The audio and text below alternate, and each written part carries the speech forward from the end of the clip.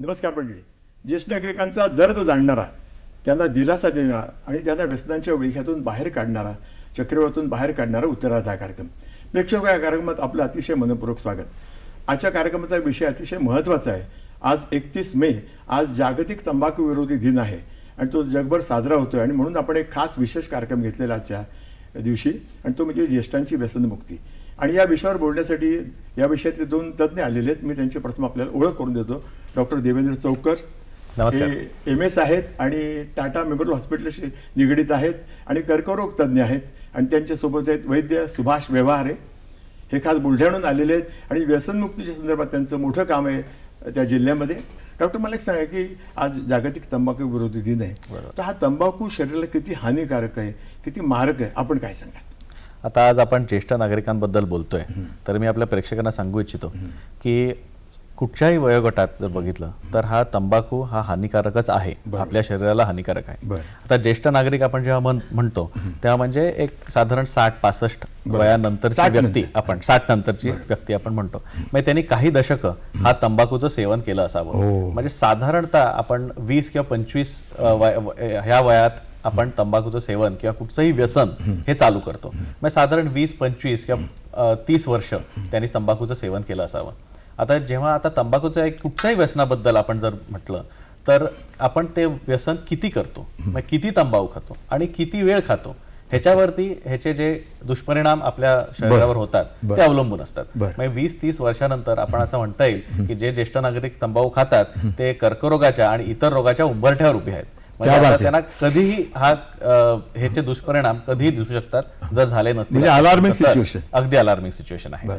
आणि ज्येष्ठ नागरिकांबद्दल दुसरंही आपण असं म्हणू शकतो की ऑलरेडी त्यांच्या बॉडीमध्ये, शरीरात बाकीचेही रोग असतात. म्हणजे ब्लड प्रेशर, रक्तदाब, मधुमेह, हे सगळे रोग ज्यांना झालेले असतात त्यांनी जर तंबाखू सेवन केलं तर त्यांच्या रक्तवाहिनींवरती ह्याचा दुष्परिणाम होऊन त्यांच्या हृदयावर किंवा मेंदूवरती असा काही, फक्त कर्करोग नाही तर इतरही काही रोग त्यांना होऊ शकतात. हृदयविकार होऊ शकतो, स्ट्रोक होऊ शकतं, म्हणजे अर्धांगवायू होऊ शकतो. असे वेगवेगळे आजार त्यांना होऊ शकतात. म्हणजे एक छोटासा तंबाखू पण फार मोठं काम करतोय, म्हणजे निगेटिव्ह काम राहतं. नुसतं कर्करोग नाही, म्हणजे एक 8-10 ऑर्गनचा कर्करोग त्यांनी होतोच, पण बाकीचेही बरेच आजार त्यांना होऊ शकतात. मी वैद्यांकडे वळणार आहे. सुभाषजी, मला सांगा की तुम्ही काय सांगाल, किती हानिकारक आहे तंबाखू ज्येष्ठ नागरिकांना? सर, आज ज्येष्ठ म्हटल्यानंतर तो श्रेष्ठ असायला पाहिजे, कारण की अनुभवाचा साठा आहे. बरोबर. आणि आज डॉक्टर साहेबांनी जे सांगलं तर ती उत्तम सांगलं शास्त्रोक्त पद्धतीनं. परंतु म्हातारपणामध्ये हळूहळू त्याचं मेटाबॉलिझम आणि कॅटाबॉलिनचं प्रमाण वाढतं, म्हणजे नवीन पेशी बनण्याचं प्रमाण कमी होतं आणि मेलेल्या पेशी बनण्याचं प्रमाण वाढतं. त्याच्यामुळे त्याची रोगप्रतिकारक शक्ती ऑलरेडीच घटते. आता रोगप्रतिकार ऑलरेडी घटल्यानंतर त्यांनी ज्या आतापर्यंत जे की आपल्या शरीरामध्ये घाण टाकली, त्या घाणीला बाहेर टाकण्यासाठी त्याला फार मोठं प्रतिकार शक्ती लागते, ते त्याच्याजवळची संपलेली आहे. बरोबर. म्हणून ज्येष्ठांनी आतापासून या दिवसाच्या निमित्तानं का होना, पण ज्येष्ठांनी तरी आता तंबाखू खाणं जर सोडलं तर त्यांचं जीवन श्रेष्ठ होईल. आणि कॅन्सर याचा खरा अर्थ असा कॅन्सल. बरोबर. आणि कॅन्सल तुमच्या शरीरानं काय केला, कारण काय की तो आता त्या शरीरामध्ये राहण्याचा अपूर्ण झाला. म्हणून डॉक्टर साहेबासारखे तो भाग काढून वेगळा करतात. आता तो भाग काढून वेगळा जर केला तर पुन्हा येणार आहे का? अजिबात येणार नाही. तर याचाच अर्थ असा, कॅन्सर हा अतिशय तुम्ही आतापर्यंत दमन केल्यानंतर झालेला त्याचं ते फळ आहे. बरोबर. तर कमीत कमी ते फळ म्हातारपणामध्ये सोबत घेऊन जाऊ नका, इथंच कमी करा, म्हणून त्याची काही आवश्यकता नाही हो. आणि तुम्ही एका शांत चित्तानं बसा आणि विचारा, मी तंबाखू का खातो आणि मी तंबाखू का खातो, असं तुम्ही वारंवार जर विचारलं तर एक दिवस असा येईल की मी तंबाखू विनाकारण खातो. बरोबर. आता विनाकारण जर खातो तर विनाकारण जी वस्तू तू तुझ्या शरीरात टाकली तर त्याचा त्रास होणार. त्याचा मी विकृती डॉक्टरांकडे होणार. वळणार आहे की तंबाखूची व्यसन मुळात का होत असेल, आपण काय सांगा, कसं काय जडतं ते? ह्याला बरीच कारण आहेत, पण सर्वात मुख्य कारण म्हणजे हे सामाजिक असतं. बरोबर. म्हणजे आपण जेव्हा कॉलेजात जातो, जेव्हा 17-18 वर्षाची मुलं दुसऱ्या मुलांना बघतात, म्हणजे पिअर प्रेशर आपण ज्यांना म्हणतो की दुसरे ओढतायत म्हणून ते कुतूहल म्हणून चालू करतात तंबाखू सेवन किंवा दारू, मद्यपान वगैरे. आणि मग हळूहळू हे एक सोशल ड्रिंकिंग किंवा सोशल स्मोकिंग ज्याला आपण म्हणतो ते हळूहळू व्यसन ह्याचं रूप धारण करतं आणि त्याच्यामुळे ते व्यसन लागतं. तर सामाजिक एक कारण आहे कुतूहल म्हणून. आणि दुसरं म्हणजे आपण एक अशिक्षितता किंवा अज्ञान त्याच्याबद्दल. कारण आमच्याकडे एक 11 वर्षाचा मूल आलं होतं की त्याला तोंडाचा कॅन्सर झाला होता. तर आम्हाला काय हे वाटलं नव्हतं की ह्यांनी तंबाखू वगैरे खाल्ला असेल, पण आम्ही असंच त्याच्या वडिलांबरोबर चर्चा करताना आम्हाला आढळलं की त्याची आजी त्याला त्याचे दात मजबूत व्हावे म्हणून मशेरी लावायची. वर्षाच्या 6 वर्षापासून त्याला मशेरी लावायची दातांना की त्याचे दात मजबूत व्हावे, म्हणून त्या मुलाला कॅन्सर झाला 11व्या-12व्या वर्षी. तर हे अज्ञान असतं, काही लोकांना माहीत नसतं की मशेरीने दात मजबूत होत नाही. खेडोपाडी तर सगळेच लावतात मशेरी. होतेच, पण ते हानिकारक असतं. आता त्यांना काय सांगाल तुम्ही? आता मशेरीचा फार मोठा रोल आहे म्हणजे त्याच्यामध्ये. तंबाखूचे विविध प्रकार असतात. एक आपण ढोबळपणे बघितलं तर हे 2 मुख्य प्रकार, एक म्हणजे स्मोक टबॅको जो धूर आपण आत घेतो, आणि दुसरा म्हणजे च्यूट टबॅको. च्यूट टबॅको म्हणजे आपण चावतो जो तंबाखू ठेवतो, गुटखा म्हणा, मशेरी जे दाताना लावतो, किंवा तपकीर जे आपण नाकात खेचतो, हे असे वेगवेगळे प्रकार आहेत तंबाखूचे. पण हे सगळ्या प्रकार आहेत त्यांची हानी त्याच प्रमाणात होत असते आपल्या शरीरावर. त्याचे काही नमुने दाखवू शकाल कॅन्सरचे आम्हाला? हा, आता आपण जर इकडे बघितलं तर हे कॅन्सरच्या आधीचे टप्पे आहेत. आता आपल्याला कॅन्सर होतोय की नाही, तंबाखूचं जे सेवन करतायत त्यांना कसं कळावं की आपल्याला कॅन्सर होतोय की नाही, तर हे काही लाल असा एक डाग येणे, तोंडात लाल डाग येणे, जो काही कालानंतर सुद्धा बरा होत नाही, औषधं घेतल्यानंतरही सुद्धा बरा झाला नाही, तर ह्याचं निदान करून घ्यावं आपण. ह्याला आम्ही लोकोप्लेकिया असं म्हणतो. त्याच्यात 5 ते 10% चान्स असतो कॅन्सर व्हायचा. आपण ह्याच्या पुढे बघितलं तर असे लाल चट्टे जर तोंडात तुम्हाला दिसले तर ह्याचं निदान लगेच करून घेतलं पाहिजे. ह्याला मी एरिथ्रोप्लेकिया म्हणतो. हा कॅन्सरच्या अगोदरचा टप्पा असतो. याच्यात 40 ते 50% अशा लोकांना कॅन्सर होण्याची संभावना असते. असे बरेच फोटो आहेत. हे एक आपल्या देशात फार आपण कॉमनली बघितलं जातं. ह्याला आम्ही सबम्युकस फायब्रोसिस असं म्हणतो. आणि हे फक्त तंबाखू नाही तर सुपारी खाल्ल्यामुळे होतं. जर तुम्हाला दिसत असेल तर सगळं ह्यांचं तोंड पांढरं झालेलं आहे आणि त्याच्यामुळे तोंड अगदी उघडायचं बंद होतं, फायब्रोसिस होतं सगळं आत, आणि मग अन्न तिखट लागणं, अन्न खाताना त्रास होणं, हे सगळे प्रकार चालू होतात. आणि ह्याच्यातही नंतर कॅन्सर होऊ शकतो. आणि शेवटी म्हणजे हे असे आम्ही तर रोजच बघतो, असे व्रण ज्यांना येतात, अल्सर्स ज्यांना होतात, डेंजरस ते आमच्याकडे येतात. आणि पाहिल्यावर भयानक किती वाटतं. होय. आणि ह्या स्टेजला जवळजवळ आमच्याकडे जे लोक येतात 60 ते 70% लोक आमच्याकडे ह्या स्टेजला येतात. आपण स्टेज बद्दल बोलूच, पण ह्या स्टेज म्हणजे ऍडव्हान्स स्टेज ज्याला आपण म्हणतो, त्या स्टेजला आमच्याकडे लोक येतात. 60 ते 70% लोक. मला चर्चा चालू ठेवूया, पण एक दूरध्वनी घेऊया. श्रीपाद आगाशे, ठाणे. हा बोला. हा बोला. उभयताना धन्यवाद. हा, धन्यवाद. तरुण पिढी तंबाखूजन्य पदार्थांचं सेवन करते, परंतु ज्येष्ठ नागरिक सुद्धा आता या वयात कशाला मृत्यूचा वगैरे विचार करायचा म्हणून ते खातच राहतात. आणि याच्यात काही ज्येष्ठ डॉक्टर मंडळी सुद्धा आहे, ते विशेष खेदजनक आहे. तर याची काय कारण मीमांसा करता येईल? धन्यवाद. आता जसं मी कारण मगाशी म्हटलं की आता डॉक्टर म्हटला काय, कोणी म्हटलं काय, शेवटी तो माणूसच. सगळ्यांनाच हे व्यसन लागू शकतं आणि सगळ्यांनाच हे माहिती असतं की या व्यसनामुळे आपल्याला हानी होणार आहे. म्हणून सगळ्यांनीच माझ्या मते ह्या व्यसन सोडायचा प्रयत्न केला पाहिजे. तरुणांना पण व्यसन लागू शकतं, ज्येष्ठ नागरिक जे खातात ते नाही. पण जसं मी आधी म्हटलं की जे ज्येष्ठ नागरिक आहेत त्यांनी 10-20 वर्ष आता खाल्लाय, तर त्यांना जास्ती प्रमाणात कॅन्सर होण्याची शक्यता किंवा इतर रोग होण्याची शक्यता आता निर्माण होते. ते जसं मी मगाशी म्हटलं ते उंबरठ्यावर बसलेत. आता त्यांना कधी होऊ शकतं, मग त्यांनी नक्कीच सोडावं. तरुणांनी पण तात्काळ सोडलं पाहिजे आणि तरुणांनी पण ह्याचं सेवन करू नये असं माझं म्हणणं आहे. बरोबर. तर मला सांगा वैद्यराज, की ज्येष्ठ म्हणजे व्यसनाकडे आकर्षित का होत असेल, आपलं काय अंदाज आहे? इतक्या ज्येष्ठांना आपण बघता, अध्यक्ष आहात आपण त्या विभागातले. बरोबर आहे. तर काय होतं सर, ज्येष्ठांना आता एक होल्ट एक शब्द आहे. तर होल्ट या शब्दाचा अर्थ असा की थकलेला व्यक्ती सहसा स्टिम्युलेट होण्यासाठी, उत्साहित होण्यासाठी याचा उपयोग करतो. बरोबर. दुसरी गोष्ट, जो मनुष्य भुकेला आहे, तर आज खेड्यामध्ये भरपूर लोक ना घरी काम करणं पडते, बाईंना माणसाचं काम करणं पडते आणि त्याच्यामुळे ते जे थकते, तर थकण्यासाठी पुन्हा तंबाखूचा ॲक्टिव्हनेस, बरोबर, उत्साहपूर्ण घेण्यासाठी त्या तंबाखूचा उपयोग करतो. म्हणजे उपाशी असेल तर तंबाखू, हताश झाला असेल तर तंबाखू, राग आला असेल तर तंबाखू. बरोबर आहे. पण तंबाखू कायम आहे.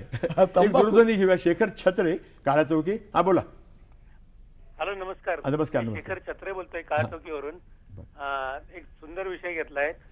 मला असं विचारायचं आहे की तंबाखूची सवय ही आपण ज्येष्ठ नागरिकांसाठी विषय जरी घेतला असला तरी तरुणपणीच त्यांना सवय लागलेली असते आणि तीच पुढे कंटिन्यू होते.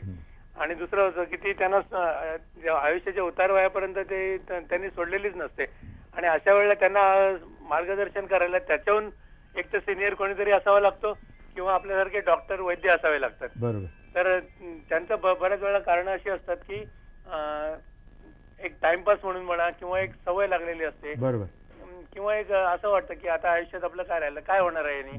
पण आपला प्रश्न विचारायचा याच्याबद्दल आपण डॉक्टर म्हणून जर आणखीन थोडी माहिती सांगितली तंबाखूचे दुष्परिणाम पर्याय सांगितला तर ते जास्त बरं पडेल. धन्यवाद. त्याच विषयावर आपण अगदी बरोबर बोलले ते की टाइमपास म्हणून लोक ह्याचं सेवन चालू करतात. म्हणजे आपण बघतो की जर तुम्ही बघितले गाडीचे ड्रायव्हर चालक सारखे आपल्या तोंडात तंबाखू ठेवत असतात. म्हणजे दुसरं काहीच करायला नाही किंवा रिकामटेकडे बसलोय म्हणून आपलं तंबाखू खावं, ही एक आपल्या देशात एक प्रॅक्टिस झालेली आहे की रिकामटेकडे बसलेत म्हणून तंबाखू आपला खाल्ला, सिगरेट ओढली, बिडी ओढली. तर ह्याच्यामुळे जे टाइमपास करायला हे जे चालू होतं तेच पुढे त्याचं व्यसन होतं आणि मग ते सोडायला फार कठीण असतं. बरोबर. ह्याच्यात स्त्रियांचं प्रमाण काय असेल? काय तुम्हाला आश्चर्य वाटेल, आपल्याला वाटतं की स्त्रिया तंबाखू घेत नसतील, पण स्त्रियाही तंबाखूचं सेवन करतात. फक्त त्याचे प्रकार वेगळे असतात. म्हणजे आपण जर शहरात बघितलं तर जास्ती सिगरेट ओढली जाते स्त्रियांमध्ये. तेच आपण जर गावाकडे वळलो तर गावात मशेरी लावणं, जसं तुम्ही मगाशी म्हणाल, मशेरी लावणं आणि तंबाखू चघळणं हे प्रकार जास्ती आहेत. पण स्त्रियातही तंबाखू सेवन करण्याचे प्रकार जास्ती आहेत आणि 40% जो कॅन्सर आहे स्त्रियांमध्ये तो तंबाखू खाल्ल्यामुळे होतो. बापरे. पुरुषात 50% जे कॅन्सर होतात ते तंबाखू खाल्ल्यामुळे होतात आणि स्त्रियात 40% कॅन्सर तंबाखू खाल्ल्यामुळे होतात. तर स्त्रियातही प्रमाण जास्तीच आहे आपल्या देशात आणि तेही कमी झालं पाहिजे. खेड्यातल्या स्त्रियांचं काय प्रमाण सांगाल तुम्ही? खेड्यामध्ये जनन जन्मभूमी स्वर्ग से महा. आता जन्मभूमीतलेच लोक तंबाखू खायला लागले. बरोबर. तर स्त्रियांनाही असं वाटतं की आहे काय याच्यामध्ये राज. बरोबर. मग त्यांनी बी थोडासा त्याचा उपयोग करायला लागले. आणि नेमकं काय झालं की स्त्रियांचं, डॉक्टर साहेबांनी जसं सांगलं तसं स्त्रियांना ही सुद्धा आपला टाइमपास करण्यासाठी किंवा आपला उत्साह वाढण्यासाठी किंवा आपला थकवा निघून जाण्यासाठी किंवा आपल्याला ते दात घासतात, घोडाछाप, एक घोडाछाप मंजन येते, त्या घोडाछाप मंजननं दात घासतात. त्याच्यामध्ये एक विशिष्ट प्रकारची उत्तेजना, मन हलकं आणि फ्रेशनेस वाटते म्हणून ते ॲटोमॅटिक सवय लागून जाते. अच्छा. आणि जे आता मिश्री जे म्हणतो ते मिश्री लावल्यानंतर असं वाटते की काहीतरी आपल्यामध्ये, जसं त्याच्यामध्ये त्या तंबाखूमध्ये अमोनियम सल्फ हे असते, फिनॉल, तर त्याच्यामध्ये एक प्रकारचे थंडवा योग्य वाटतं म्हणून तर असं वाटतं की हां आपण ते करावं. बरोबर. निकोटीनचा रोल काय सांगाल डॉक्टर तुम्ही? निकोटीनचा रोल याच्यात? निकोटीन असतं त्याच्यामध्ये? हो, निकोटीन असतंच त्याच्यामध्ये. निकोटीन हा जो पदार्थ आहे तो आपल्याला व्यसन लावतो, म्हणजे व्यसन लावणारा हा पदार्थ आहे. निकोटीनमुळे कॅन्सर होत नाही. तुम्ही जर बघितलं असेल काही ॲडव्हर्टिजमेंट्स येतात की low nicotine cigarettes for women किंवा महिलांसाठी लो निकोटीनच्या सिगरेट असं एक बाजारात ॲडव्हर्टिजमेंट असते, तर ही केवळ फसवणूक असते. निकोटीनमुळे काही तुम्हाला कॅन्सर होत नाही, निकोटीनमुळे फक्त सवय लागते. तुम्ही तंबाखूमध्ये निकोटीन असल्यामुळे पहिलं तुम्ही मजेसाठी 1-2 सिगरेटी ओढता, तंबाखू खाता, मग त्यातला जो निकोटीन असतो त्याच्यामुळे तुम्हाला ती सवय लागते आणि मग तुम्हाला फिजिकल आणि सायकोलॉजिकल म्हणजे मानसिक आणि शारीरिक तुम्हाला डिपेंडन्स येतो त्या खाण्यावरती आणि मग तुम्ही नाही खाल्लं तर तुम्हाला आता काही लोकांना चहाचं व्यसन, ते पण एक प्रकारचं व्यसन आहे की 4 वाजता चहा नाही मिळाला तर त्यांना ती एक ओढ लागते. तर निकोटीनमुळे ही एक ओढ लागलेली असते. निकोटीन स्वतः कॅन्सर पण काय तलफ वाढते का त्याच्यामध्ये असे हो, निकोटीनमुळेच ही तलप वाटते की नाही मिळालं तुम्हाला शरीराला जर निकोटीन तर तुमचं शरीर एक प्रकारचं रिॲक्शन देतं की फिजिकल विड्रॉल ज्याला आम्ही म्हणतो की तुम्हाला निकोटीन वेळेवर मिळालं नाही तर मग थकवा येणे किंवा इरिटेबल होणे असे काही प्रकार बघायला मिळतात तुम्हाला. त्याला आम्ही विड्रॉल सिम्पटम्स असं म्हणतो. अच्छा, एक दूरध्वनी घेऊया. नंदू सोनावणे पुणे. हा बोला नंदूजी, बोला. हा सर, व्यवहार प्रश्न विचारायचा डॉक्टर साहेबांना. हा सांगा. तर बऱ्याच वेळेला ज्येष्ठ नागरिकांकडून असं ऐकायला मिळतं की आम्ही तंबाखू सेवन करतो, गुटखा सेवन करतो, त्यातून आम्हाला उत्तेजन मिळतं, तर हे कितपत योग्य आहे? आता सांगितलं हो, मला. आता आपण ह्याच्यावर चर्चा केली. चांगला प्रश्न आहे. आपण ह्याच्यावर चर्चा करत होतो आणि वैद्यभाऊ आपण म्हणाले की उत्तेजन मिळावं म्हणून तंबाखू सेवन केलं जातं. पण हे सगळे फक्त मला वाटतं फक्त काही कारणं आहेत तंबाखू खाण्यासाठी. उत्तेजन तुम्हाला काही बऱ्याच गोष्टींमधनं मिळू शकतं. जर तुम्ही नियमित व्यायाम केलात तर तरी तुम्हाला उत्तेजन मिळू शकतं. काही चांगलं काम केलं तरी तुम्हाला उत्तेजन मिळू शकतं. असे वेगवेगळे प्रकार आहेत ज्याच्यातनं तुम्हाला उत्तेजन मिळू शकतं. त्याच्यासाठी तुम्ही तंबाखूच खाल्ला पाहिजे असं काही कुठे लिहिलेलं नाहीये. तर तंबाखूमुळे उत्तेजन तर मिळतंच, पण बाकीचे रोग, कर्करोग, बाकीचे इतर रोगही त्याच्याबरोबर मिळतात. सहकुटुंब आहेत ते. हो, अगदी त्याच्याबरोबर येतातच. तर हे लक्षात ठेवलं पाहिजे ज्येष्ठ नागरिकांनी आणि त्याप्रमाणे मला वाटतं की तंबाखूचं एक वैशिष्ट्य मला आता असं जाणवलंय की गरीब श्रीमंत भेद नाही, सगळ्यांना होतो तो. अगदी डोक्यावरती वजन उचलणारा शेतकरी किंवा डबेवाला तो त्यांनी जर तंबाखू खाल्ला, ह्यांच्यात फक्त तंबाखूचे प्रकार बदलतात. तो तंबाखू चघळतो आणि एक गाडी चालवणारा उंची सिगरेट ओढतो. तंबाखूचे प्रकार वेगळे असतात पण हानी ती अल्टिमेटली तंबाखूच असतो तो. मला वाटतं चर्चा छान चालली. एक ब्रेक घेऊया, भेटू की छोट्याशा विश्रांतीनंतर. मित्रांनो, उत्तराधिकार आपलं परत या स्वागत. तुम्ही मगाशी म्हटलं ते परत आपल्याला विचारतो मी प्रेक्षकांच्या एम्फसाईज करण्यासाठी की पूर्वार्धात तंबाखू खाल्ल्यामुळे उत्तरार्ध कर्करोग अटळ आहे का? काही प्रमाणात हे खरं आहे. बरोबर. कारण तंबाखू खाल्ल्यामुळे कर्करोग होतो पण सगळ्यांनाच होतो असं नाही. आता ह्याचं मोजमाप करणं फार कठीण आहे की किती तंबाखू खाल्ल्याने कर्करोग होईल किंवा किती वर्ष खाल्ल्याने कर्करोग होईल. पण तंबाखूचं जर तुम्ही सेवन करत असलात तर तुम्हाला कॅन्सर किंवा कर्करोग किंवा इतर रोग होण्याची संभावना जास्ती आहे. त्याचा टक्केवारी आपण जर म्हटली तर जे माणसं तंबाखू खातात त्यांना 60 ते 70% जर कॅन्सर होण्याची शक्यता, कर्करोग होण्याची शक्यता असेल तर जो तंबाखू सेवन करत नाही त्याला ती फक्त 10 ते 20% असेल. म्हणजे काही लोकांना तंबाखू खाऊनही कर्करोग होत नाही. ह्याचा अर्थ असा नाही की तुम्ही तंबाखू खात राहा, तुम्हाला त्यांच्यामुळे त्यांना नाही झाला म्हणून मलाही होणार नाही असं काही नाही. ते लकी आहेत 10-20%, पण 60-70% लोकांना त्याच्याबद्दल हानी होणार आहे. कर्करोग नाही झाला तरी इतर विकारही होतात. बरोबर. तर मला सांगा वैद्यजी की आपण हा विचार जो आहे व्यसनमुक्तीचा तो ज्येष्ठांपर्यंत पोहोचवण्यासाठी कुठल्या माध्यमांचा हे करता? शिबिरं घेता, परिसंवाद घेता, काय करता? आम्ही सहसा प्रत्येक खेड्यामध्ये आमचा व्यवसाय करत असताना त्याला एकच म्हणतो की हे साधन जे भगवंतानं दिलं हे साध्य करण्यासाठी दिलं आणि हे साधन जर तुझं चांगलं नसेल तर तू काही साध्य करू शकत नाही. तर आम्ही त्याच्यासाठी साधना करतो, त्याच्यासाठी शिबिर घेतो. आम्ही शिबिरामध्ये नेमका विषय काय घेतो? तारुण्य व्हा. अच्छा. ऑक्सिसोलरिंग सिस्टीम म्हणजे तारुण्यात जगा. बरोबर. आता तारुण्य याचा अर्थ असा तुम्ही शक्तिवान असाल तर तारुण्य, बरोबर, शक्तिहीन झालं तर म्हातारपण. मग आता तारुण्यात कोणाला नाही जगा वाटत म्हणून आमच्या शिबिरामध्ये बरेच लोक येतात आणि नेमका आमचा जो पॉईंट असतो शक्तिहीन करण्याचा तो असतो तंबाखू. बरोबर.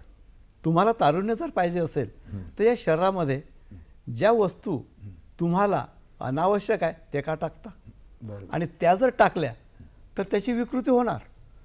आणि फार मोठी गोष्ट आहे, प्रकृतीचं जर उल्लंघन केलं तर प्रकृती तुमचं उल्लंघन केल्याशिवाय सोडणार नाही. मग तिथं ज्ञानी असो, संत असो, महात्मा असो, कोणी असो, बरोबर तो सोडत नाही. बरोबर. म्हणून आपण बघू शकतो, मला नाव नाही घ्यायचं, पण चांगले चांगले ज्ञानी लोकांना, संत लोकांनी त्या रोगानं पछाडलेलं आहे. पछाडलेला आहे. म्हणून आपली प्रतिकार शक्ती वाढवण्यासाठी तंबाखू घेऊ नका, तंबाखूच्या ऐवजी दुसरं घ्या. आणि ज्यावेळेस तुम्हाला तंबाखू खायचे असं वाटत असेल तर नेमकं दुसरं वस्तू तोंडात टाका काहीतरी. बरोबर. म्हणजे सायकोलॉजिकल मानसिक जो आहे प्रकार तो हे करायला लागेल. आपण एक दूरध्वनी घेऊया. दयानंद शानबाग बोरिवली. हा बोला दयानंदजी, बोला. हा, नमस्कार. मी दयानंद शानभाग बोलतोय, ज्येष्ठ नागरिक. हा बोला बोला. मी स्वतः ज्येष्ठ नागरिक आहे हो. आणि ज्येष्ठ नागरिक ह्या ज्येष्ठ नागरिकांचीच मैत्री करतात नेहमी. तरुणाबरोबर त्यांची मैत्री होऊ शकत नाही आणि मैत्री होत नाही. तर आता उत्तरार्धामध्ये ज्येष्ठ नागरिकांची मैत्री केल्यानंतर असं आढळून आलेलं आहे, मगाशी आपण म्हटलं त्या वैद्यांनी की ज्येष्ठ नागरिक हे अनुभवी आणि श्रेष्ठ असतात. बरोबर. पण मला अतिशय सांगायला इकडे दुःख वाटतंय की आपल्या आयुष्यामध्ये त्यांनी संबंध वर्ष आयुष्यभर त्यांनी स्मोकिंग केल्यानंतर आता इतके ते कथा कथन प्रबोधन ऐकत असतात, परंतु त्यांची ती सवय जात नाही. आणि आम्हाला काय उत्तरार्धामध्ये आम्हाला त्यांचा ज्येष्ठ नागरिक त्यांची मैत्री आम्हाला सोडता येत नाही. तर मला काय म्हणायचं आहे की ज्येष्ठ नागरिक म्हणून ते जे सेवन करतात, तंबाखूचं स्मोकिंग वगैरे करतात आणि त्यांचा जो धूर असतो तो आमच्या घशामध्ये जातो, तोंडात जातो, त्याचा आम्हाला त्रास होतो. तर ह्या धुरामुळे म्हणजे मी स्वतः काही मला कुठलं व्यसन नाहीये, परंतु त्यांच्या संगतीमुळे आम्हाला काही त्याची बाधा होण्याची शक्यता असते का? चांगला, आणि जर चांगला असेल तर कृपया तुम्ही मलाही आणि आमच्या मित्रमंडळाला काही सल्ला देऊ शकाल तर अतिशय मार्गदर्शन पाहिजे. आजचा कार्यक्रम अतिशय उत्तम आहे आणि मी त्या मित्राचं नाव घेत नाहीये, परंतु तो मित्र माझा ऐकत असेलच आणि त्याला हे अतिशय मार्गदर्शन होईल आणि मला हे अतिशय मार्गदर्शन होईल. धन्यवाद. माझं म्हणणं असं की शानबागांच्या मित्राचंही सुधारलं पाहिजे काम. तुम्ही काय सांगाल? नाही, हा अतिशय चांगला मुद्दा त्यांनी आज मांडलाय आज या चर्चेत. आणि ही एक सत्य परिस्थिती आहे. बरोबर. की ह्याला आपण सेकंड हँड स्मोक असं म्हणतो. की मी जर सिगरेट पित असलो आणि तुम्ही माझ्या बाजूला बसलाय तर मी जो स्मोक बाहेर सोडतो तो जर तुम्ही आत घेतला तर तुम्हालाही कर्करोग होण्याची शक्यता वाढते तुमच्यातही. असं आढळून आलंय की जे लोक एक स्मोकिंग ॲटमॉस्फिअर मध्ये बसतात, म्हणजे घरी जर कोणी स्मोकिंग करत असेल, धूम्रपान करत असेल तर तिकडे 12 ते 15% जास्ती प्रमाणात कर्करोग आढळून येतात. अरे बापरे. तर सेकंड हँड स्मोक घेतल्यामुळे सुद्धा कर्करोग वाढण्याची शक्यता असते. आणि हेच कारण आहे की आज आपल्याला पब्लिक प्लेसेसमध्ये बॅन जो आणलेला आहे गव्हर्नमेंटनी की पब्लिक प्लेसेसमध्ये स्मोकिंग करू नये, ऑफिस बिल्डिंगमध्ये स्मोकिंग करू नये, किंवा आता आपण पब्स आणि बार जिकडे मद्यसेवन केलं जातं तिकडेही आज स्मोकिंगला बॅन केलं आहे.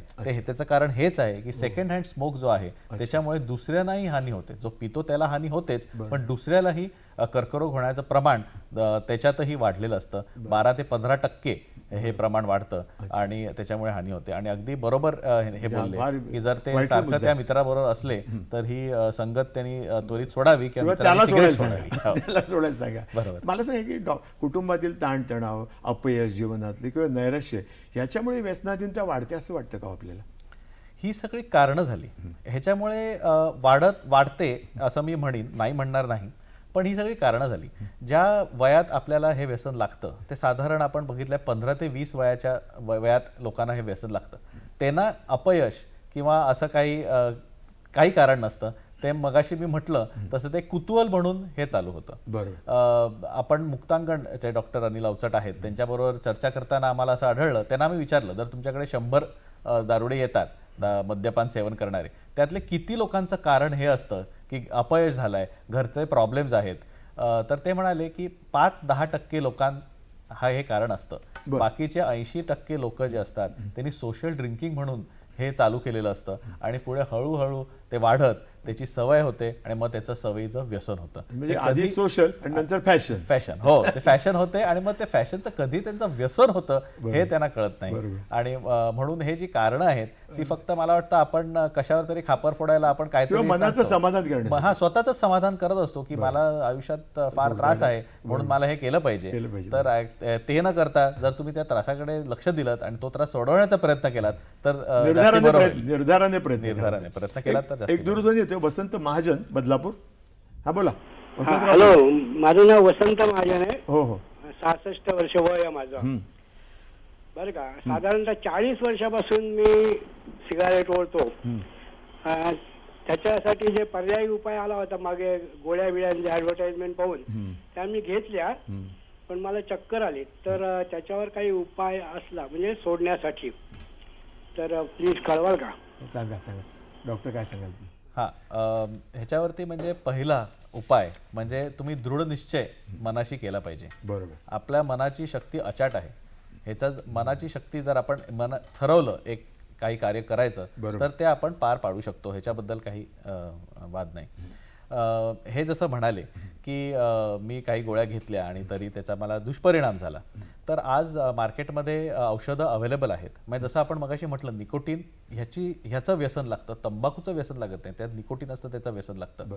तर आज सिगरेट सोडायला आपल्याकडे निकोटीन पॅचेस किंवा निकोटीन च्युइंगम्स असे मिळतात. म्हणजे जे लोक तंबाखू सोडायचा असतो त्यांना आपण हे निकोटीन पॅचेस देतो, म्हणजे त्यांचं बॉडीचं निकोटीन लेव्हल राहते आणि मग हळूहळू त्याचा डोस आपण कमी करतो. आता ह्याच्यामुळे सुद्धा साईड इफेक्ट्स होऊ शकतात जर त्याचं प्रमाण आपण बरोबर ठेवलं नाही तर त्याच्यासाठी बरेच संस्था आहेत जे तंबाखू निर्मूलन, जशा दारूसाठी आहेत तशा तंबाखू निर्मूलनासाठी पण बऱ्याच संस्था आहेत. तुमचं योग्य मार्गदर्शन तिकडे केलं जाईल आणि योग्य तो डोस त्यांनी जर तुमचं म्हणणं असं की प्रॉपर डॉक्टरचा सल्ला घेणं आवश्यक आहे का? अगदी आवश्यक आहे. डॉक्टरचा नाही तर दुसरं सायकॉलॉजिस्ट म्हणून जे असतात, जे तुम्हाला योग्य तो सल्ला देऊ शकतात, त्यांचंही मार्गदर्शन घेणं अत्यंत आवश्यक आहे. डॉक्टरांना तर भेटावंच, कारण काही दुष्परिणाम झालेत की नाही हे आधी तुम्ही निदान करून घ्यावं. आणि एकदा तुम्हाला कळलं की आज अजून काही झालं नाही आपल्याला, की मग आपण कसं सोडावं, काय करावं ह्याच्यासाठी त्याच्याकडे एक जुळून येतो.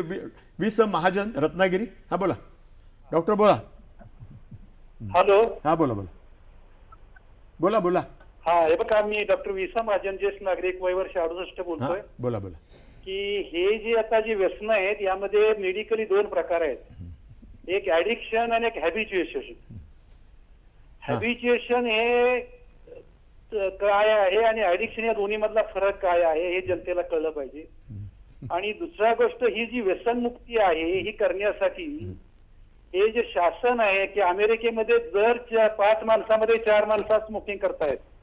हा जगाला खासणारा हा एक व्यसनाचा जो कॅन्सर झालेला आहे, यासाठी मानवजात हे उत्पादनच बंद करण्यामध्ये का ऍक्शन घेत नाही, त्याच्यासाठी लढा का चालू करत नाही? आपलं मत याबद्दल काय आहे की हे जे उत्पादन आहे हेच खलास करावं, त्यामुळे व्यसनमुक्ती आपोआप ज्येष्ठांची होईल, तरुणांची होईल, सगळ्यांची होईल.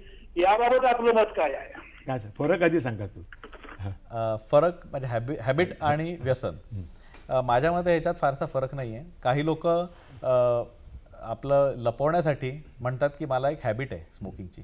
ती हॅबिट नसून ते व्यसन असतं, हे त्यांना कळत नसतं. हे व्यसन आहे. हॅबिट म्हणजे मला हॅबिट आहे व्यायाम करण्याची हॅबिट किंवा दुसऱ्या चांगल्या हॅबिट्स असू शकतात, पण हे व्यसन जे करतात ते त्याला एक हॅबिट म्हणतात की मला आपली हॅबिट आहे दारू पिण्याची. ती हॅबिट नसून ते व्यसन असतं. सॉफ्टनेस त्याचा सॉफ्टनेस म्हणजे त्याचा जो मारा असतो तो कमी करतात, स्वतःला समजावत असतात की आपल्याला ही हॅबिट आहे, आपल्याला हे व्यसन नाही. आपलं व्यसन म्हटलं की काहीतरी भयंकर करतोय असं लोकांना वाटतं, तर ते खरं म्हणजे व्यसनच असतं. त्यांचा दुसरा प्रश्न, राजकीय लोक जास्ती चांगली उत्तरं देतील त्याला, मी उत्तर त्याचं. तुम्ही त्याची सहमत आहात का? अगदी सहमत आहे. कारण कुठेही बॅन जो आपण प्रकार म्हणतो की त्याचं बॅन आणला, म्हणजे तंबाखू म्हणा, दारू म्हणा, ह्याचे कुठचेही बॅन आजपर्यंत आपल्याला आढळतात की हे काम करत नाहीत. लोक ब्लॅक मार्केटिंग करतात, घरी दारू बनवतात वगैरे. पण तंबाखू असं एक आहे की त्याचं जर उत्पादन आपण बंद केलं तर निश्चितच आपल्याला फायदा होऊ शकतो. पण उत्पादन बंद करणं हे जितकं बोलणं सोपं आहे तितकं ते इम्प्लिमेंट करणं कठीण आहे. ह्याचं कारण असं की जे शेतकरी तंबाखू उगवत आहेत त्यांना आपण ऑल्टरनेटिव्ह कॅश क्रॉप म्हणतात त्याला, की ज्याच्यामुळे त्यांचं उत्पादन आहे, त्यांचं घर चालतं. तर त्यांना जर जोपर्यंत आपण दुसरं काही शेती देत नाही, गव्हर्नमेंटनी त्यांना सपोर्ट केला पाहिजे की तंबाखू न उगवता तुम्ही वेगळं काहीतरी उगवा, आणि गव्हर्नमेंटचा तुम्हाला सपोर्ट आहे. आणि जर आपण तंबाखूचं उत्पादन बंद करू शकलो तर अगदी मुळावरतीच आपण घाव केल्यासारखं आहे आणि तंबाखूचं सेवन नक्कीच कमी होईल आणि तरुणात तर नक्कीच कमी होईल असं माझं म्हणणं. मला म्हणायचं की हा एक मुद्दा झालाच कॅश क्रॉपचा, पण त्याच्यामध्ये शासनाचा महसूल पण अडकलेला आहे त्याच्यामध्ये. हो, याचा एक मुद्दा आहे त्याच्यामध्ये. शासनाला आणि तो पण प्रचंड आहे, तो त्याच्याकडनं- प्रचंड शासनाला पण प्रचंड त्याच्याकडनं हे मिळतंय मिळतंय. त्याच्यातनं, हो. बरं का? त्याच्यामुळे ते बंद होत नाहीये ते बरोबर करणं. असं मला एक वाटतं म्हणजे त्याच्यामध्ये. आणि मला असं वाटतं की शहाणा माणूस असतो ना, तो चुका विसरतो, त्याची कारणं विसरत नाही. अगदी बरोबर. चर्चा अशी चालू ठेवा. भेटू का छोट्याशा विश्रांती. मित्रांनो, उत्तरार्ध या कार्यक्रमात आपलं परत एकदा स्वागत. आपल्यासोबत आहे डॉक्टर देवेंद्र चौकर आणि वैद्य सुभाष व्यवहारे.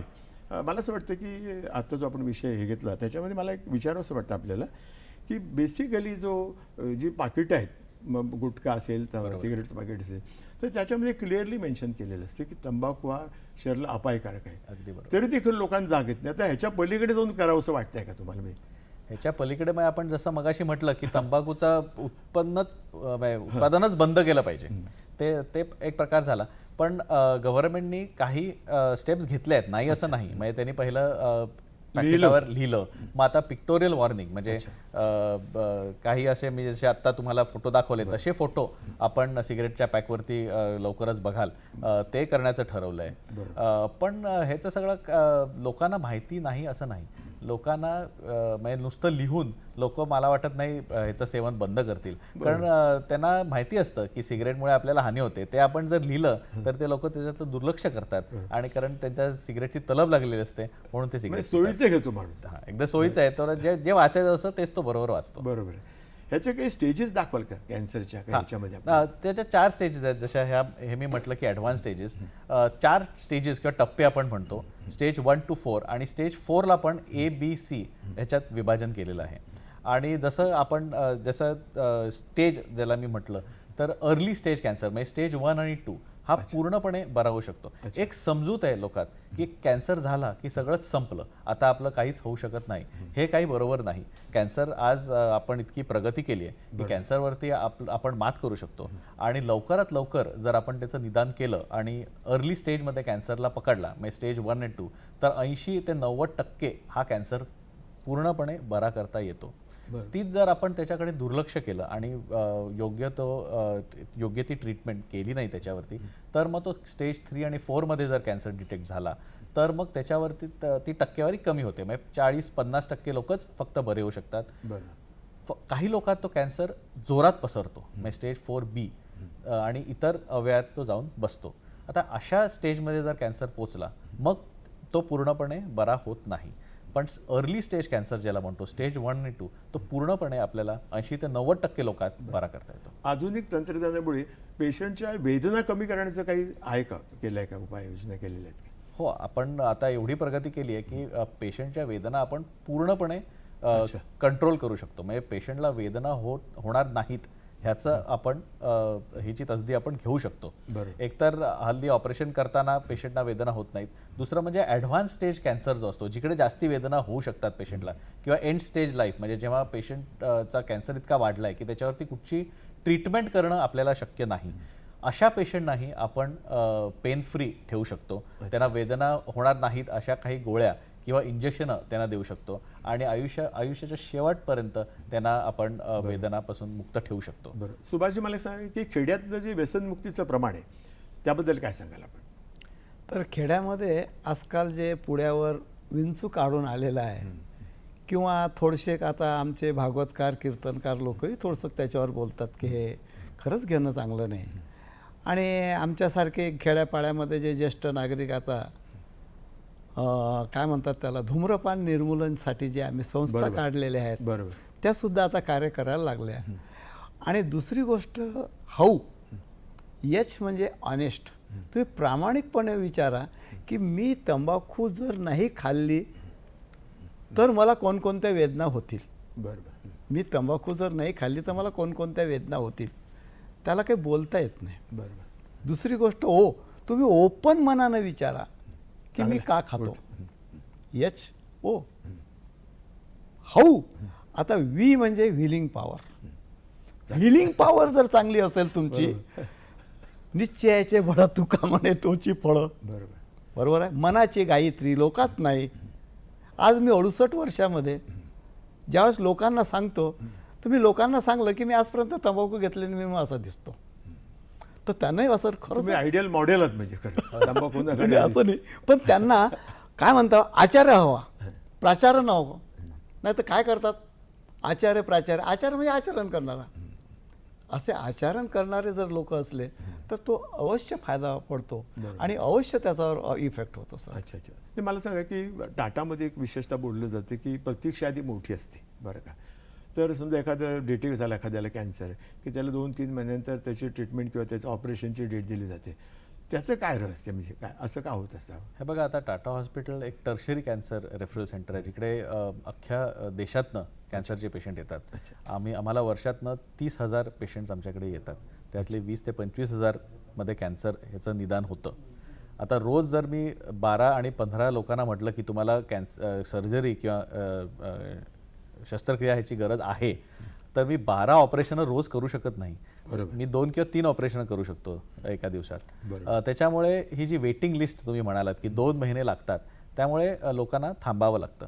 तर आता ह्याचा एक उपाय म्हणजे आम्ही पहिल्यापासून देशभरात लोकांना ट्रेनिंग करतो. म्हणजे आमच्याकडे अख्ख्या देशावरनं लोक ट्रेनिंगसाठी येतात. मग ते आपल्या आपल्या गावी जाऊन स्वतः तिकडे कॅन्सरचं ट्रीटमेंट चालू करतात. याप्रमाणे आम्ही अख्ख्या देशात टाटातनं ट्रेन केलेली लोक अख्ख्या देशात आज आहेत, जी चांगल्या प्रकारे कॅन्सरचं ट्रीटमेंट करू शकतील. आणि आता इतरही स्टेट्समध्ये कॅन्सरसाठी रिजनल कॅन्सर सेंटर्स आहेत, त्यांनाही आम्ही मदत करतो.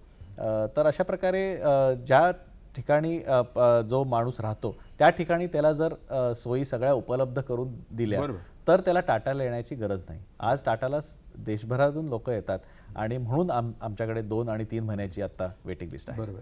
प्रिव्हेंटिव्ह ओपीडी हा एक प्रकार तुमच्याकडे आहे, त्याच्याबद्दल काय सांगा? हा एक अगदी महत्त्वाचा मुद्दा तुम्ही आज फार महत्त्वाचा आहे. म्हणजे कॅन्सर झाला ह्याच्यावर आम्ही ट्रीटमेंट करतोच, पण कॅन्सर होऊ नये म्हणून आपण काय केलं पाहिजे ह्याच्यावरती आपण जर जास्ती लक्ष दिलं तर तो कॅन्सर नाही झाला तर आपल्याला जास्ती आजच्या दिवसाचं सार्थक होईल. अगदी. तंबाखू विरोधी दिनाचं. हो. आणि ह्या प्रिव्हेंटिव्ह ओपीडीत तेच काम केलं जातं. काही तपासण्या होतात, म्हणजे काही वय काही ओलांडल्यानंतर काही कॅन्सरचं प्रमाण जास्ती आढळतं. म्हणजे स्त्रियात स्तनाचा कॅन्सर, कर्करोग किंवा गर्भमुखाचा कॅन्सर, कर्करोग ह्या 40 ओलांडल्यानंतर हा कॅन्सरचं प्रमाण वाढतं. आणि म्हणून त्यांना काही आपण टेस्ट ॲडवाईस करतो की दरवर्षी येऊन एक पॅप स्मिअर ज्याला आपण म्हणतो ते करून घ्यावं, स्तनाचा चेकअप करून घ्यावा, किंवा तोंडाचा जे तंबाखू सेवन करतात त्यांनी आपला तोंडाचा नियमितपणे चेकअप करून घ्यावं.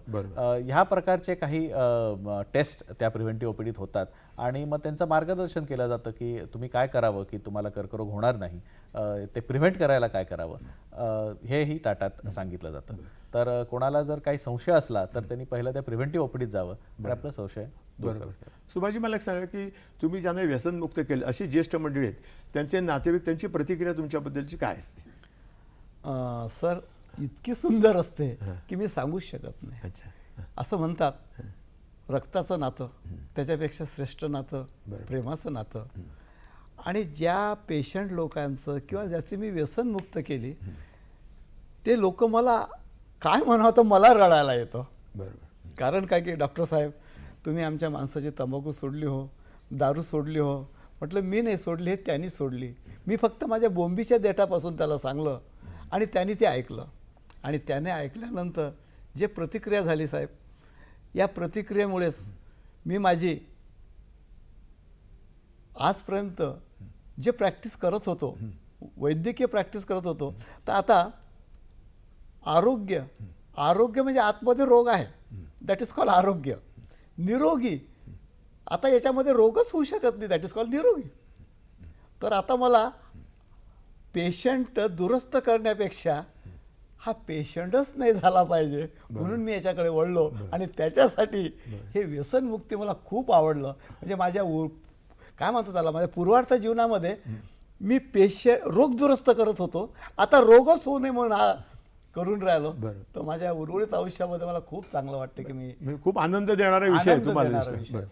तुम्ही काय सांगा, ज्येष्ठांची किंवा जी प्रतिक्रिया आहे ज्यांच्या नातेवाईकांची वगैरे असेल, तुम्ही ज्यांना बरं केलं, ऑपरेशन सक्सेसफुल झालेले आहेत, त्यांचे नातेवाईक भेटतात, त्यांची प्रतिक्रिया काय सांगाल? काय अनुभव आहे तुमचा? अनुभव बरेच आले. प्रतिक्रिया कधी कधी आम्हाला आश्चर्य करणारी असते. काही ज्यांचे आमचे सक्सेसफुल ऑपरेशन झाले नाहीत तेही अगदी कृतज्ञपणे येऊन आम्हाला सांगतात की तुम्ही फार प्रयत्न केलात, तुमच्यामुळे जरी आता आम्हाला ज्या ऑपरेशनमध्ये यश मिळालं नाही त्यांचेही नातेवाईक आम्हाला येऊन सांगतात की तुम्ही तुमच्या परीने प्रयत्न केलात आणि म्हणून आम्हाला खूप आधार वाटला. तर अशा बऱ्याच प्रतिक्रिया बघायला मिळतात. जे बरे होतात ते तर अगदी कृतज्ञ असतातच, ते येऊन आम्हाला नेहमीच सांगतात, नेहमी भेटत राहतात, फोन करतात. पण जे काही पेशंट्स ज्यांचा सक्सेस होत नाही आमच्या हातून, किंवा कॅन्सर असा रोग आहे जो 100% आपण कोणाला सांगू शकत नाही की बरा होणार, पण आपल्या हाती जो प्रयत्न असतो ते प्रयत्न जेव्हा लोक बघतात तेव्हा त्यांना फार बरं वाटतं.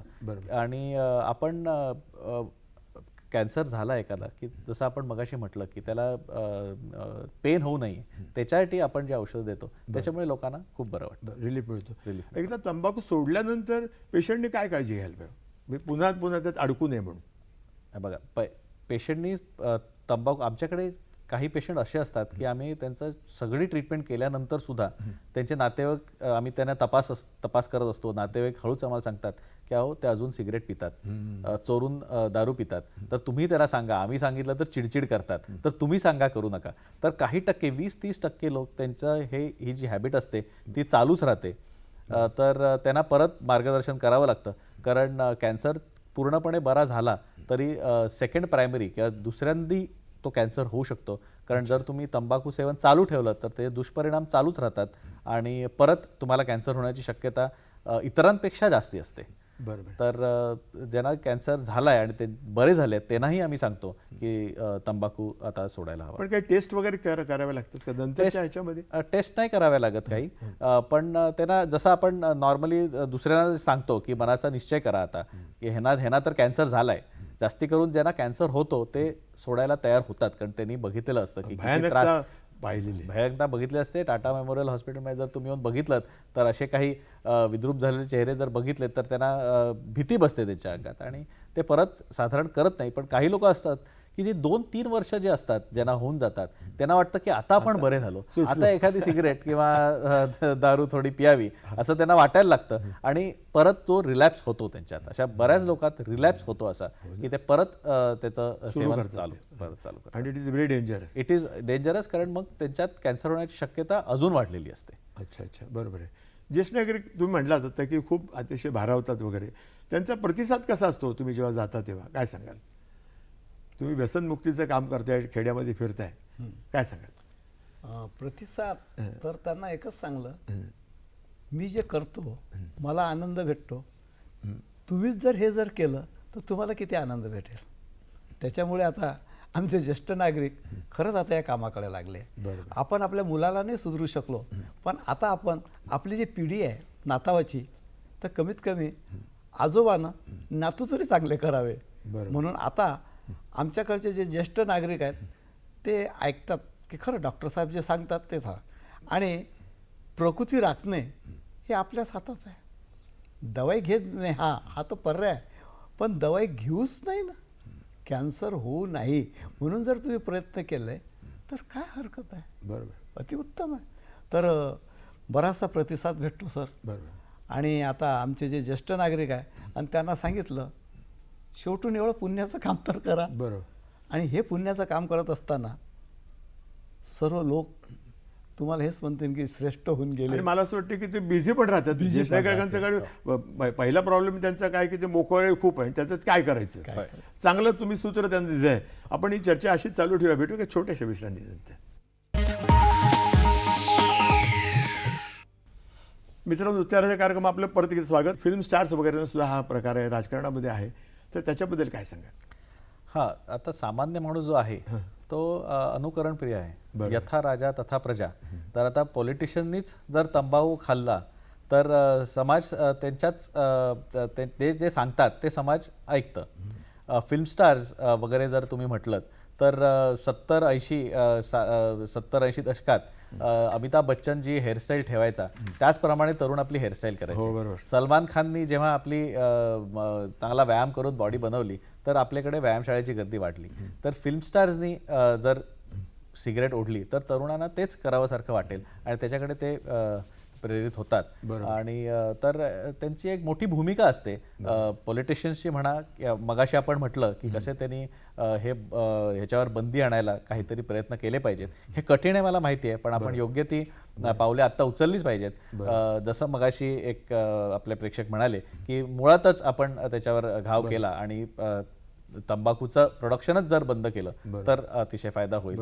आणि फिल्म ॲक्टर्स वगैरेनी ह्याचं ॲडव्हर्टिजमेंट जे करतात, सरोगेट ॲडव्हर्टिजमेंट जे म्हणजे फिल्ममध्ये सिगरेटी ओढणं किंवा सिगरेटाची पाकिट दाखवणं, हेही बंद केलं पाहिजे, कारण त्याच्यावरही त्यांच्यावरती नैतिक जबाबदारी आहे. एक दूरध्वनी येतोय, कविता पांडव, जालना. हा बोला मॅडम, बोला कविताजी, बोला. हा, प्रश्न असा आहे की आईला कॅन्सर होता, ब्रेस्ट कॅन्सर, नंतर मुलालाही ब्रेस्ट कॅन्सर होता, नंतर मुलालाही होता. तर आता त्या नातवाला होईल का, म्हणजे अनुवंशिक आहे का असं मला विचारायचं. काय सांगा. काही कॅन्सर अनुवंशिक असतात, अच्छा. त्याच्यात ब्रेस्ट कॅन्सर एक आहे. अच्छा. ब्रेस्ट कॅन्सर जर आईला झाला असेल तर मुलीला किंवा फर्स्ट डिग्री रिलेटिव्ह म्हणजे blood relative, first degree relative ज्याला आपण म्हणतो की आईच्या बहिणीला किंवा आईच्या तिच्या मुलीला कॅन्सर होण्याचं प्रमाण इतरांपेक्षा थोडं जास्ती असतं. त्याच्यात घाबरण्याचं काय कारण नाही. वेळेवरती त्यांनी फक्त तपास करून घ्यावा. वयाचे 30 किंवा 40 वर्ष झाल्यानंतर, जसं आपण मगाशी म्हटलं, आपली प्रिव्हेंटिव्ह OPD, प्रिव्हेंटिव्ह मेडिसिन ज्याला आपण म्हणतो, की वेळेवर जर त्यांनी जाऊन तपास केला, मॅमोग्राफी किंवा नुसतं सेल्फ ब्रेस्ट एक्झामिनेशन म्हणजे स्वतःच आपल्या स्तनाचं रोज तपासणी केली तर लवकर हा डिटेक्ट होऊ शकतो. काही टक्के हा अनुवंशिक असतो, त्यांचं प्रमाण त्यांच्यात जास्ती आढळतं. जर आईला झाला असेल तर मुलीला होण्याची शक्यता थोडीशी वाढलेली असते, पण घाबरून जाण्यासारखं कारण नाही. तो त्याचं निदान व्यवस्थित केलं तर तो पूर्णपणे बरा होऊ शकतो. डॉक्टर, तुम्ही डॉक्टर आहातच पण आधी माणूस सुद्धा आहात, तर तुम्हाला असं काही अनुभव येतो का, पेशंट पाहिलं तुम्हाला काय वाटतं? बघा, आता दुसऱ्यांना त्रास झालेला बघितला तर कोणालाही वाईट वाटेल, पण हे आमचं कामच आहे, आम्हाला ते करत राहावं लागतं. कधी कधी जास्ती वाईट वाटतं. तुम्हाला एक उदाहरण देतो. एक ज्येष्ठ नागरिक आपल्या एक मुलाबरोबर आत आले आमच्या OPDत आणि मी त्यांना म्हटलं बसा, मी तपासतो तुम्हाला. मला वाटलं त्यांना काही कॅन्सर वगैरे झाला असेल. ते म्हणाले मला नाही, माझ्या मुलाला झाला आहे. तो 30 वर्षाचा त्यांचा मुलगा होता, आत्ताच नुकताच इंजिनियर झाला होता. आणि तो मुलगाला मी तपासला वगैरे आणि त्यांना मी समजवतो. ते म्हणाले अहो हा बरा होईल का पूर्णपणे. मी आता अख्खा आयुष्य माझं मी टीचर होतो एक, आणि मुलाला आता मी एवढा इंजिनियर केला आणि त्याला हे व्यसन लागलं आणि त्याच्यामुळे त्याला हे कॅन्सर झालंय. तर हे जे काही आम्ही कधी कधी बघतो किंवा हे जे काय आढळतं आम्हाला, किंवा छोटी मुलं जेव्हा आमच्याकडे येतात कर्करोग होऊन, त्यांचा काहीच दोष नसतो, त्यांनी काही तंबाखू वगैरे खाल्लेला नसतो, पण त्यांनाही कर्करोग होतो. तर अशी काही जेव्हा आमच्याकडे परिस्थिती होते तेव्हा आम्हाला कधी कधी वाईट वाटतं, पण नेहमीच वाईट वाटून चालत नाही, कारण काम आहे. हा, आम्हाला ते काम एक्स्ट्रा फॅसिलिटीज काय द्यायला लागतात ट्रीटमेंट खेरीज? तुम्हाला टाटाच्या बद्दल काही सांगा की टाटा बऱ्याच फॅसिलिटीज देतं. ट्रीटमेंट तर देतच. म्हणजे कॅन्सरचे 3 प्रकार आहेत. एक तर शस्त्रक्रिया, एक क्षकिरण म्हणजे रेडिएशन थेरपी, आणि किमोथेरपी ज्याला आपण औषधं म्हणतो. हे तिन्ही टाटामध्ये होतात. काही ठिकाणी आपल्याला असं आढळतं की शस्त्रक्रिया करतात आणि मग ते टाटा हॉस्पिटलमध्ये क्षकिरणासाठी पाठवतात. तर टाटा मेमोरियल हॉस्पिटलचं वैशिष्ट्य असं की तिन्ही हे जे प्रकार ट्रीटमेंट कॅन्सरचे आहेत ते एकाच बिल्डिंगमध्ये किंवा एकाच रूफखालती आपण देऊ शकतो. ह्याच्या व्यतिरिक्त आपण टाटा हॉस्पिटलनी अशा बऱ्याच आमचं हॉस्पिटलचं एक सेंटर आहे जिकडे बाहेरून आलेल्या लोकांसाठी आणि त्यांच्या परिवारासाठी आम्ही राहण्याची सोय केलेली आहे. तिकडे ते राहू शकतात त्यांची कंप्लीट ट्रीटमेंट होईपर्यंत. दुसरं एक शांती अवेदना म्हणून डॉक्टर LJ डिसूजानी चालू केलं होतं. बँड्राला ते असं आहे की ज्यांचा कॅन्सर पसरला आहे, असं मगाशी मी म्हटलं की स्टेज 4 मध्ये त्यांचा पोचला आणि त्यांच्यावरती काहीच उपचार आम्ही करू शकत नाही, पण काही लोकांना ते घरी ठेवत नाहीत. असे जर व्रण आपल्याला बघायला मिळाले तर कधी कधी घाण वास येतो किंवा घरी मॅनेज त्यांच्यात कधी कधी रक्तस्राव होतो, ब्लिडिंग होतं आणि घरी मॅनेज करणं डिफिकल्ट असतं. ह्याच्यासाठी आम्ही एंड स्टेज केअरसाठी शांती अवेदना म्हणून आमचा एक आश्रम आहे बँड्राला, जिकडे एक नर्स असते आणि डॉक्टर असतो तिकडे, आणि मग त्यांचं पेन, त्यांच्या दुखापत कमी करायला फक्त आम्ही औषधं देतो. त्याच्यावर मला वाटतं की चर्चा छान चालली, परत आपल्याला बोलवायला लागेल. आणि आज या ठिकाणी तुम्ही आलात आणि खूप चांगली चर्चा रंगवलीत, खूप माहिती आपण दोघांनी फार छान दिलीत, त्याबद्दल तुमच्या सह्याद्रीतर्फे मनपूर्वक आभार.